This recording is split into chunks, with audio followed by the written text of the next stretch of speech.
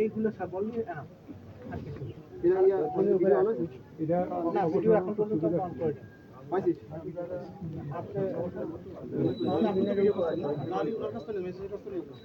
আসসালামু আলাইকুম। আমাদের এই ভাই 1971 সালে মুক্তিযোদ্ধায় সক্রিয়ভাবে অংশগ্রহণ করে।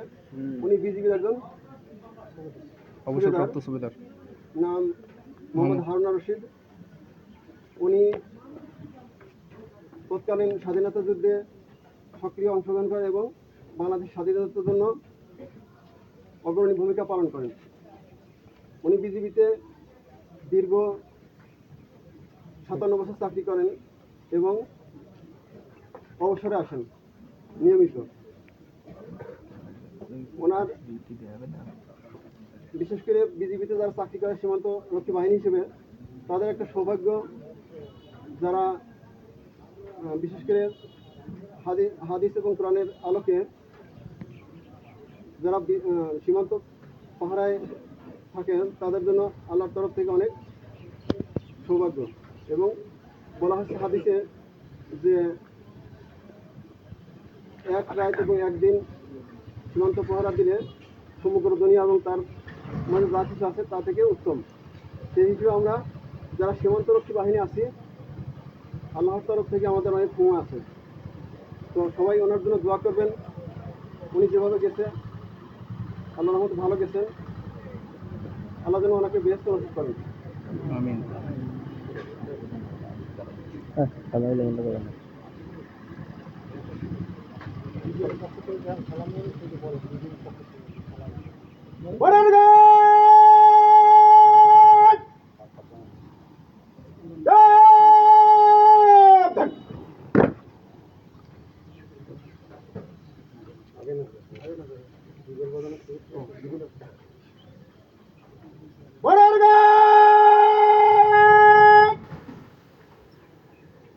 বীর মুক্তিযোদ্ধা